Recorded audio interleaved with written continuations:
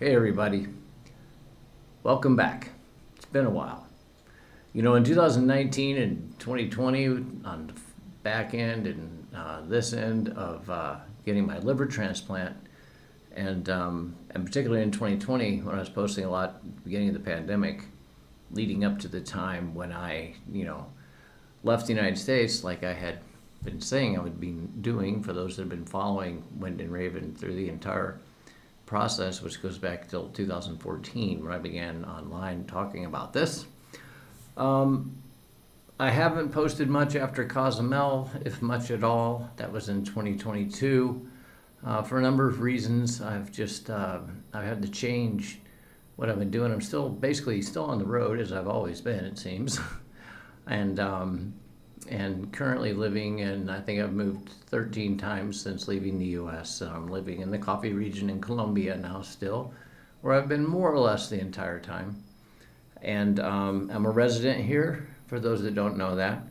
But really the only reason I'm stopping by here today is to say that Wind and Raven itself is still a thing, so to speak. It's still a great part of me, but it's not really a public-facing part of what I do now in particular, especially because everything has changed the way it has, with the rise of just so many more sources of things like this, and I don't really want to contribute my voice to some of these conversations in that space, because there's others that do that, and that's their gig, and that's, whatever. But it has worked its way into what I am doing now. I own a company called Valkyrie Counseling Group, and we've put out a couple of books this year. One is the Healing Pathways program, which is basically built on the Wind and Raven sort of approach to addiction that I started developing in 2015 when I went into the recovery space, sort of blending science and spirituality with this whole shamanic approach to how to do it. And as I became more and more in the clinical space and became a counselor in 2019, the merge sort of went to where, okay, I can't really be one or the other, and I got to be me.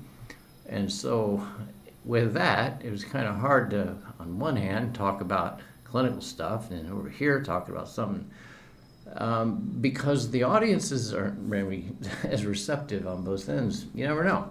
And so it was a little bit of a challenge, and so I backed away, but I'm here now to tell you that I do have two new YouTube channels.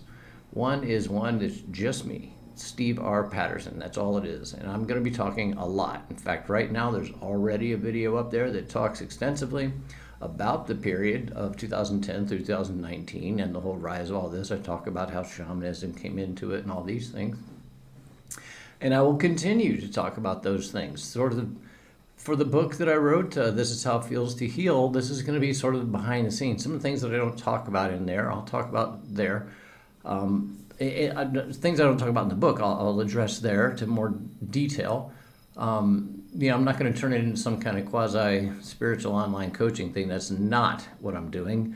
What I am doing is going to share my personal experiences as people might want to hear about them. But I'm also going to be talking about my time in the military, my time working in the .com world for 17 years, this being now my 28th year of working as a remote worker, self-employed, the whole digital nomad experience, the now being a resident in a foreign country, transplant, military, Grateful Dead, a laundry list of things. And of course my brother, who is about the same age as me, 1 year apart, but the same year we were born in, oddly.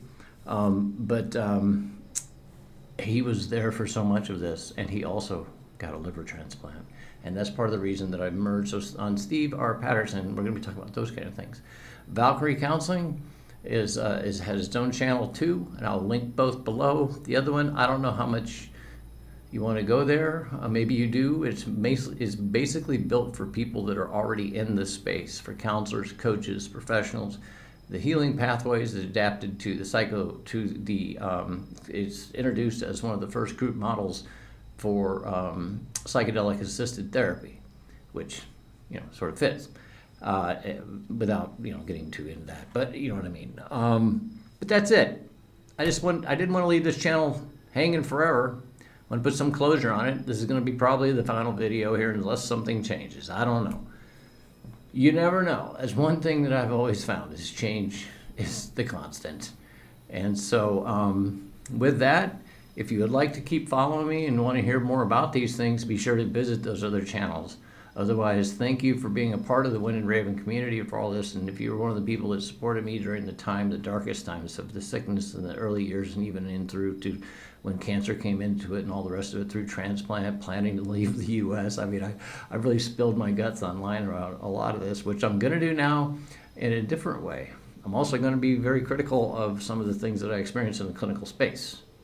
And so, that's the way it's going to go. We're going to keep it real, right? So, thanks again, and best of luck to you. Remember, you're your greatest asset. You can get through anything. There's nothing you cannot get past. If you choose that you're going to do it and you set yourself out and you keep that motivation going, you will get it done. You are your greatest asset. So remember that forever. Never give up.